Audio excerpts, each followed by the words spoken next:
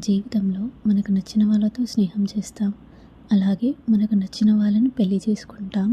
కానీ అన్నా చెల్లెళ్ళు, అక్కా తమ్ముళ్ళు ఇలాంటి బంధాల్లో మాత్రం ఒకే కడుపున పుట్టినందుకు వాళ్ళపై అమితమైన ప్రేమ, ఆప్యాయతలతో ఉంటాం. ఏ స్వార్థం లేకుండా వారిపై బాధ్యత తీసుకుంటాం. అలా తన చెల్లిని అమితంగా ప్రేమించి తన చేతులతో చంపిన ఒక అన్నా చెల్లి కథ రేఖ. మేమిద్దరం మంచి బెస్ట్ ఫ్రెండ్స్. ఎప్పుడూ కలిసే తిరిగే వాళ్ళం. ఇంకా స్కూల్లో కూడా కలిసే కూర్చునే వాళ్ళం. మా ఇద్దరిది ఒకే గ్రామం అవ్వడం వల్ల ఇంటి దగ్గర కూడా కలిసి ఆడుకునే వాళ్ళం. ఒకరిని విడిచి ఒకరు అస్సలు ఉండేవాళ్ళం కాదు. రోజు పొద్దున్నే రేఖ వాళ్ళ అన్నయ్య నన్ను, రేఖని ఇద్దరిని కలిసి స్కూల్లో దింపేవాడు. అన్నయ్య రేఖతో పాటు నన్ను కూడా చాలా ప్రేమించేవాడు. అలా రోజు స్కూల్కి కలిసి వెళ్తూ వస్తూ 10వ తరగతి దాకా వచ్చేసాం. 10th బోర్డ్ ఎగ్జామ్స్ కోసం కూడా ఇద్దరు కలిసి చదివాం. ఎలాగో కష్టపడి పాస్ అయిపోయాము. ఇలా పాస్ అయిపోయిన విషయం చెప్పగానే ఇంట్లో అందరూ చాలా హ్యాపీగా ఉన్నారు. మా నాన్న నాకు పై చదువుల కోసం పట్నం పంపుతాను అని చెప్పారు. కానీ రేఖ వాళ్ళ ఇంట్లో పై చదువులకు ఒప్పుకోలేదు. అక్కడితో చదువు ఆపేయి అని చెప్పారు. ఎందుకంటే రేఖకి వాళ్ళ నాన్న లేరు. వాళ్ళ అమ్మ ఇంకా అన్నయ్య అంతా రేఖ చిన్నగా ఉన్నప్పుడే వాళ్ళ నాన్న చనిపోయారు. రేఖ వాళ్ళ అమ్మ వాళ్ళ నాన్న కోసం ఎంతో కష్టపడింది. అయినా బ్రతికించుకోలేకపోయింది. రేఖ వాళ్ళ నాన్న చనిపోయాక వాళ్ళ అన్నయ్య ఇంకా వాళ్ళ అమ్మ ఇద్దరు కలిసి రేఖని చూసుకుంటున్నారు. వాళ్ళ అన్నయ్య రేఖని చదివించాలి అని చెప్పి స్కూల్ మానేశాడు. ఇంకా అమ్మ, అన్నయ్య ఇద్దరు కలిసి కూలి చేసిన డబ్బులు తెచ్చి రేఖని చదివించారు 10th దాకా. ఆ తర్వాత వాళ్ళమ్మ నాతో ఇంకా చదివించడం కాదు, వదిలే అమ్మ అని చెప్పిందంట రేఖకి. రేఖ వాళ్ళ అమ్మ, అన్నయ్య ఇద్దరు కలిసి నీకు ఇంకా పెళ్లి చేస్తాం అని చెప్పారట.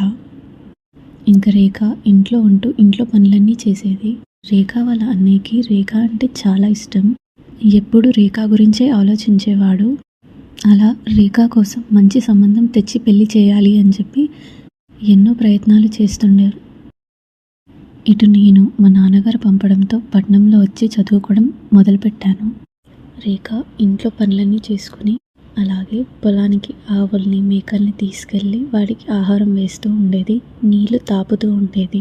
రేఖకి తన దగ్గర ఉన్న ఆవులన్నిట్లో ఇష్టమైన ఆవు పేరు లక్ష్మి. ఎప్పుడు దాంతోనే ఉండేది. రేఖ వాళ్ళ అమ్మ, అన్న ఇద్దరు కూలి పనికి వెళ్ళేవాళ్ళు. రేఖ రోజు పొద్దున్నే వాళ్ళ కోసం లెగిసి వంట చేసి బాక్స్ పెట్టి ఇచ్చేది. ఆ తర్వాత ఇంట్లో పనులన్నీ చేసి లక్ష్మి దగ్గరికి వచ్చి కూర్చునేది. ఇది తన రోజు దినచర్య అయిపోయింది. అలా రోజులాగే ఇంట్లో పనంతా చేసుకుని పొలంలో లక్ష్మి దగ్గర కూర్చుని ఉంటే ఒక అబ్బాయి తన దగ్గరికి వచ్చి కూర్చున్నాడు. ఆ అబ్బాయిని చూడగానే లేచి నించుంది రేఖ. కోపంతో అడిగింది, ఎవరు నువ్వు అని. ఇంకా ఆ అబ్బాయి నా పేరు రాజు అని చెప్పాడు. నాది ఇదే గ్రామమే, నేను రోజు నిన్ను చూస్తూ ఉంటాను అని చెప్పాడు. రోజు నువ్వు లక్ష్మితో మాట్లాడటం వింటూ ఉంటాను అని చెప్పాడు. సరే కదా, నేను కూడా ఒకసారి మాట్లాడదాం అని చెప్పి వచ్చాను అని అన్నాడు. రాజు అలా అనగానే నాకు నీతో మాట్లాడాలని లేదు అని చెప్పి రేఖ పరిగెత్తుకుంటూ ఇంటికి వచ్చేసింది. కానీ వాళ్ళ ఈ పరిచయం అక్కడితో ఆగిపోలేదు. రాజు రోజు రేఖని కలవడానికి వచ్చేవాడు. అలాగే రేఖని చూస్తూ ఉండేవాడు. రోజులు గడుస్తున్న కొద్దీ రేఖ కూడా రాజుని చూడడం మొదలుపెట్టింది. వాళ్ళిద్దరికీ మంచి స్నేహం కుదిరింది. ఎప్పుడూ కలిసే ఉండేవాళ్ళు. రేఖ రోజు ఇంట్లో పనంతా చేసుకుని పొలంకి వెళ్ళి తనతో పాటు కూర్చుని మాట్లాడుతూ ఉండేది. వాళ్ళిద్దరి స్నేహం ఎప్పుడు ప్రేమగా మారిందో వాళ్ళకే తెలియలేదు. ఇలా కొన్ని నెలలు గడిచిపోయాయి. నేను పట్నంలో ఇంటర్ ఫస్ట్ ఇయర్ పూర్తి చేసుకుని హాలిడేస్ కని ఇంటికి వచ్చాను. ఇక చాలా రోజులైంది కదా అని చెప్పి రేఖను కలవడానికి వెళ్ళా. రేఖ వాళ్ళ ఇంటికి వెళితే రేఖ లేదు. ఇక పొలంలో ఉండి ఉంటుందిలే అని చెప్పి పొలం దగ్గరికి వెళ్ళాను. పొలంలో రేఖ రాజుతో పాటు కూర్చుని మాట్లాడుతూ ఉంది. అది చూసి నేను రేఖని అడిగాను, ఏంటి నువ్వు తినతో మాట్లాడుతూ కూర్చున్నావు ఇక్కడ అని. ఇక రేఖ తన పరిచయం గురించి చెప్పడం మొదలు పెట్టింది. ఎలా తన పరిచయం ప్రేమగా మారిందో పూర్తిగా చెప్పింది. ఇంకా నాకు రేఖ చేసే పని అస్సలు నచ్చలేదు. ఇంక తనతో కోపంగా మాట్లాడి నువ్వు చేసే పని నాకు నచ్చట్లేదు అని చెప్పి ఇంటికి వచ్చేసాను నేను. ఇంకా రేఖతో మాట్లాడటం మానేశాను. నేను మళ్ళీ పట్నం వచ్చేసాను. కానీ రేఖ మాత్రం రోజు రాజుతో మాట్లాడుతూ కలుస్తూ ఉండేది. రోజులాగే రాజు కోసం పొలంలో వెయిట్ చేస్తూ కూర్చుందట రేఖ. ఇక రాజు వచ్చి, నేను మన ఇంట్లో మన పెళ్లి గురించి మాట్లాడుదాం అనుకుంటున్నాను అని చెప్పాడట. ఇక రేఖ, మా అన్నయ్య మా అమ్మ ఎప్పటికీ ఒప్పుకోరు అని చెప్పింది. మనం ఇంట్లో నుంచి పారిపోదాం అని చెప్పిందట. అలా రేఖ చెప్పగానే రాజుకు కూడా భయం వేసింది, వాళ్ళ ఇంట్లో ఒప్పుకుంటారో లేదో అని. ఇంకా ఎవరికి చెప్పకుండా ఇంట్లో నుంచి వెళ్ళిపోదాం అని డిసైడ్ చేసుకున్నారు. ఆ తర్వాత ఇద్దరు ఒకరితో ఒకరు ప్రేమగా మాట్లాడడం మొదలుపెట్టారు. వాళ్ళు అలా కొద్దిసేపు మాట్లాడుకొని ఇంకా రేఖ నేను ఇంటికి వెళ్తాను అని చెప్తుంటే రాజు వద్దు అని అన్నాడట. ఇంకా కొద్దిసేపు కూర్చో అని చెప్పాడు. ఇంకా రేఖ కూడా అలానే రాజుతో పాటు పొలంలో కూర్చొని ఉంది. ఇటు రేఖ వాళ్ళ అన్నయ్య రేఖకి ఇష్టమైన మామిడి పళ్ళు దొరికాయి అని చెప్పి అవి తీసుకుని ఇంటికి వచ్చాడు. పని మధ్యలో మానుకుని రావడం వల్ల ఇవి ఇచ్చేసి నేను మళ్ళీ వెళ్ళిపోదాం అని అనుకున్నాడు. అలా పళ్ళని మోసుకుని ఇంటికి వస్తే రేఖ కనిపించలేదు. ఇల్లంతా వెతికాడు, కానీ రేఖ కనిపించకపోవడం వల్ల పొలంలో ఉండి ఉంటుందిలే అని అనుకున్నాడు. అలా పొలం దాకా వెళ్ళొద్దామని చెప్పి బయలుదేరి పొలం ఇంటికి దగ్గరలోనే ఉండడం వల్ల రేఖ వాళ్ళ అన్నయ్య తొందరగానే చేరుకున్నాడు. అలా దూరం నుండి చూస్తుండగానే రేఖ ఇంకొక అబ్బాయితో కనిపించింది. ఇంకా రేఖ ఏంటి వేరే అబ్బాయితో కూర్చుని మాట్లాడుతుంది అని వాళ్ళ అన్నయ్య అనుకున్నాడు. అలా అనుకుని చాటుగా వెళ్ళి వాళ్ళ మాటలు వినడానికి ట్రై చేశాడు. అప్పుడు రేఖ ఇంకా రాజు ఒకరి చేతులు ఒకరు పట్టుకొని మనం ఇక్కడ ఇంకా ఉండకూడదు, వెళ్ళిపోదాం అని మాట్లాడడం మొదలుపెట్టారు. రేపే నీ బ్యాగ్ తీసుకుని వచ్చేయ్ అని రాజు చెప్పాడు. రాజు అలా చెప్పగానే రేఖ కూడా సరే అని చెప్పింది. కానీ మా అన్నయ్య అంటే నాకు చాలా ఇష్టం, తనని వదిలి రావాలి అంటే నాతో అవ్వట్లేదు అని చెప్పింది. ఇంకా రాజు, మీ అన్నయ్య మన ప్రేమని ఎలాగో ఒప్పుకోడు, ఇప్పుడు వెళ్ళిపోవడమే మంచిది అని చెప్పాడు. ఈ సంభాషణ మొత్తం వింటున్న రేవతి వాళ్ళ అన్నయ్య కోపంతో రగిలిపోతున్నాడు.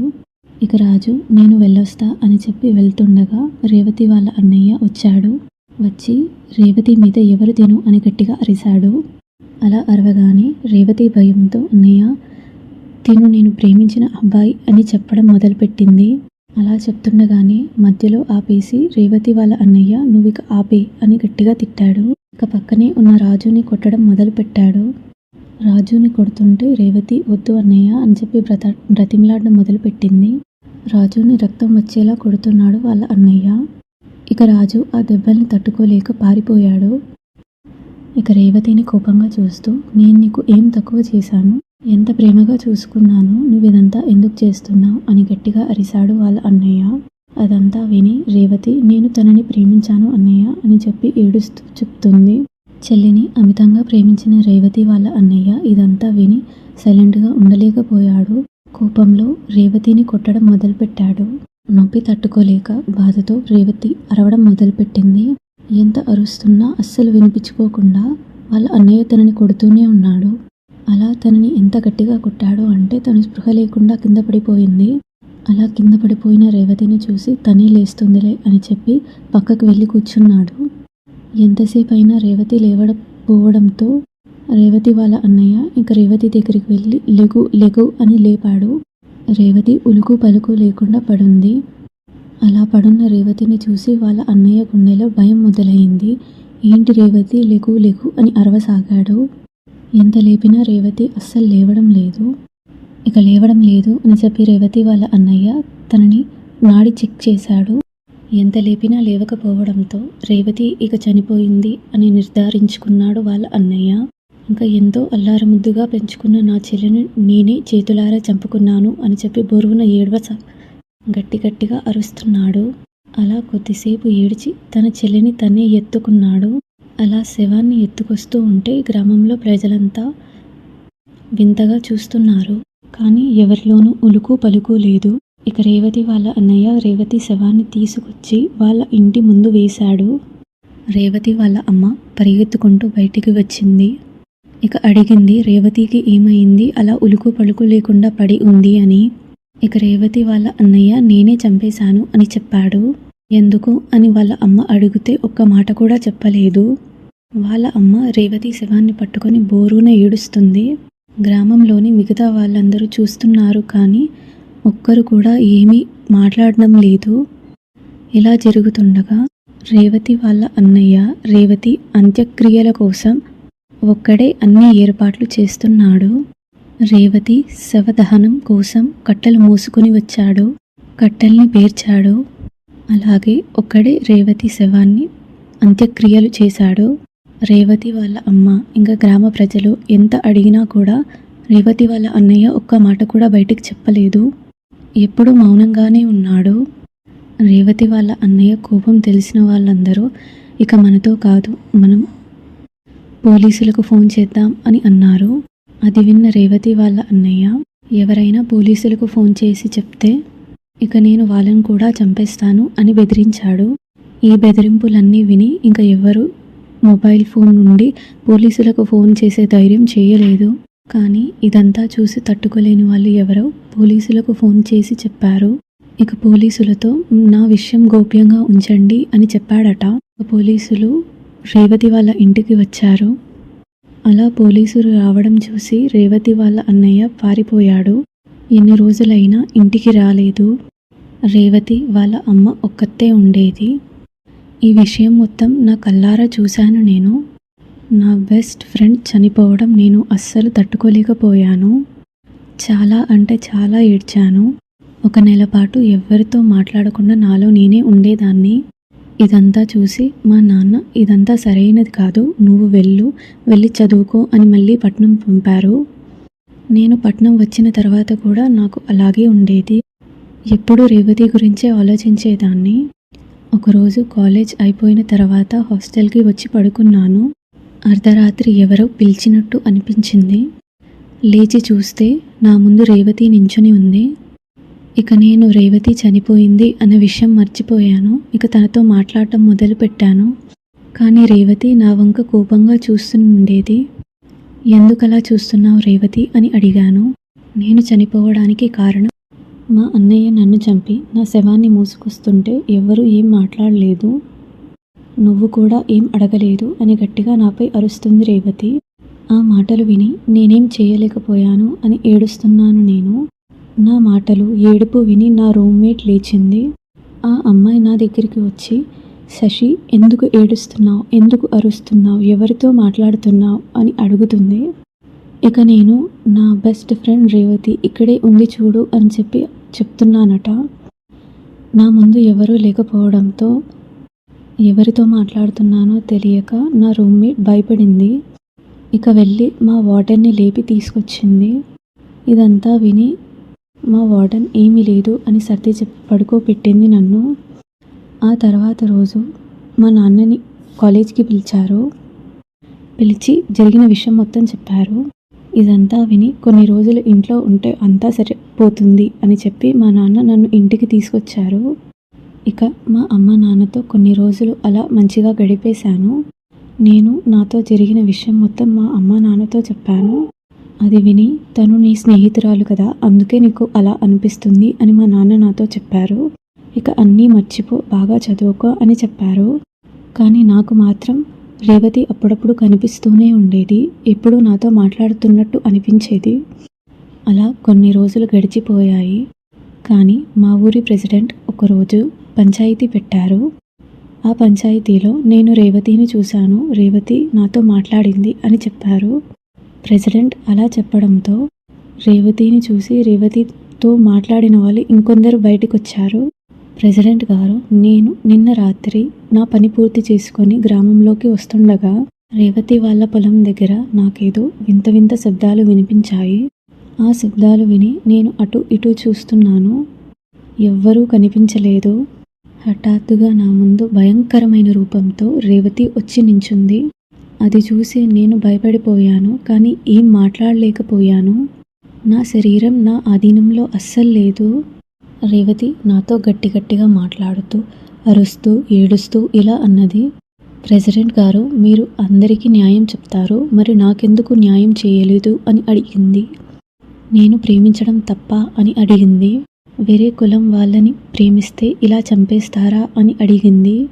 మా అన్నయ్య నేను వేరే కులం వాళ్ళని ప్రేమించానని, తనతో కలిసి తిరుగుతున్నానని కోపంతో నన్ను కొట్టాడు. ఎలా కొట్టాడు అంటే, నేను ఇక చనిపోయాను.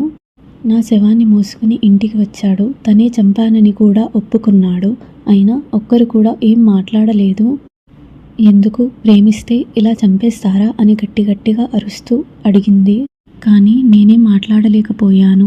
నా నోరు పెగలలేదు అని ప్రెసిడెంట్ గారు చెప్పారు. ఇలా తనని కదలనివ్వకుండా మాట్లాడనివ్వకుండా చేసి 1 గంట సేపు ముప్పు తిప్పలు పెట్టిందంట రేవతి. ఆ తర్వాత నేను ఎవరిని వదలను, అందరినీ చూసుకుంటా, అందరి ప్రాణాలు తీసేస్తా అని గట్టిగా అరిసిందట. గంట తర్వాత తేరుకొని ప్రెసిడెంట్ గారు పరిగెత్తుకుంటూ ఇంటికి వచ్చారు. నాతో నిన్న రాత్రి ఇలా జరిగింది అని ప్రెసిడెంట్ గారు అందరితో పంచాయతీలో చెప్పారు. ఇది విని మేము కూడా రేవతిని చూసాము, మాతో మాట్లాడింది అని చాలామంది చెప్పారు. ఇదంతా మాట్లాడుకున్న తర్వాత ప్రెసిడెంట్ గారు రేవతి వాళ్ళ అమ్మని ఇంకా వాళ్ళ అన్నని పంచాయతీకి పిలిచారు. పంచాయతీలో రేవతి వాళ్ళతో చేస్తున్న విషయాలన్నీ చెప్పారు. ఇక రేవతి వాళ్ళ అమ్మ బోరున ఏడుస్తుంది. ఇక పంచాయతీ పెద్దలందరూ కలిసి గ్రామం మంచి కోసం ఏదో ఒక నిర్ణయం తీసుకోవాలి అని అనుకున్నారు. అలా అనుకొని పంతులు గారిని పిలిచారు, మాట్లాడారు. వాళ్ళ సమస్యను చెప్పి నివారణ చెప్పండి పంతులు గారు అని చెప్పారు. అలా చెప్పిన తర్వాత పంతులు గారు ఏవో పూజలు చేశారు. కానీ ఏమీ ఉపయోగం లేదు. ఇలా పూజలు చేయిస్తూనే ఉన్నారు, కానీ అస్సలు ఉపయోగం లేదు. రోజుకి రేవతి భయంతో బయటికి వెళ్ళడం మానేశారు అందరూ. ఇలా జరుగుతుంటే రేవతి వాళ్ళ అన్నయ్య ఒక మాంత్రికుడిని తీసుకుని గ్రామంలోకి వచ్చాడు. ఇక ఆ మాంత్రికుడి గురించి అందరికీ చెప్పాడు. ఆయన రేవతి కోసం ఒక పూజ ఏర్పాటు చేశాడు. అలా చేసి ఆ మాంత్రికుడు రేవతిని వశంలోకి తెచ్చుకున్నాడు. అలా వశంలోకి తెచ్చుకున్న రేవతిని అడిగాడు, ఎందుకు ఇలా చేస్తున్నావు అని. నాకు న్యాయం కావాలి అని గట్టిగా అరుస్తుంది రేవతి. మీ అన్నయ్య చేసింది తప్పే, కానీ ఇలా అందరినీ నువ్వు ఇబ్బంది పెట్టడం సరికాదు అని చెప్పి మాంత్రికుడు అన్నాడు. ఇది అంతా విని నేను మా అన్నయ్య చావు చూసేదాకా వెళ్ళేది లేదు అని చెప్పి రేవతి గట్టిగా అరుస్తుంది. ఇక ఆ మాంత్రికుడు, మీ అన్నయ్యది తప్పైపోయింది, ఇక తనని క్షమించు, తనని ఈ గ్రామంలో వాళ్ళని వదిలే ప్రశాంతంగా పరలోకానికి వెళ్ళిపో అని చెప్పాడు. ఇక అలా రేవతితో కొద్దిసేపు మాట్లాడి తన్ని శాంతింపజేసి పరలోకానికి పంపించేశాడు ఆ మాంత్రికుడు. ఆ సంఘటన తర్వాత రేవతి ఇంకా ఎవరికీ కనిపించలేదు. నాకు కూడా. కొన్ని రోజుల తర్వాత రేవతి వాళ్ళ అన్నయ్య పోలీసులకు దొరికిపోయాడు. తనకు జైలు శిక్ష పడింది. ఇప్పుడు వారు జైల్లోనే ఉన్నారు. ఇది ఇవాల్టి అన్నా చెల్లెళ్ళ కథ. మనం అమితంగా ప్రేమించే వాళ్ళని మన చేతులతో చంపుతామని ఎప్పుడు అనుకోము కదా. కోపం, ఆవేశాన్ని ఎప్పుడూ మన అదుపులోనే ఉంచుకోవాలి, లేదంటే అనర్థాలు జరిగిపోతాయి. ఇవాల్టి నా మొదటి కథ మీకు ఎలా అనిపించిందో కమెంట్ సెక్షన్లో చెప్పడం మర్చిపోకండి. లైక్ చేయండి, షేర్ చేయండి అండ్ సబ్స్క్రైబ్ చేయడం మర్చిపోవద్దండి. ఇలా మీ జీవితంలో జరిగిన ఎన్నో రియల్ స్టోరీస్ మాతో పాటు షేర్ చేసుకోవడానికి ప్రయత్నించండి. కమెంట్ సెక్షన్లో మీ స్టోరీస్ని రాయండి. నేను తప్పకుండా మీ స్టోరీస్ని అందరితో షేర్ చేస్తాను. ఇక వెళ్ళొస్తాను. టాటా.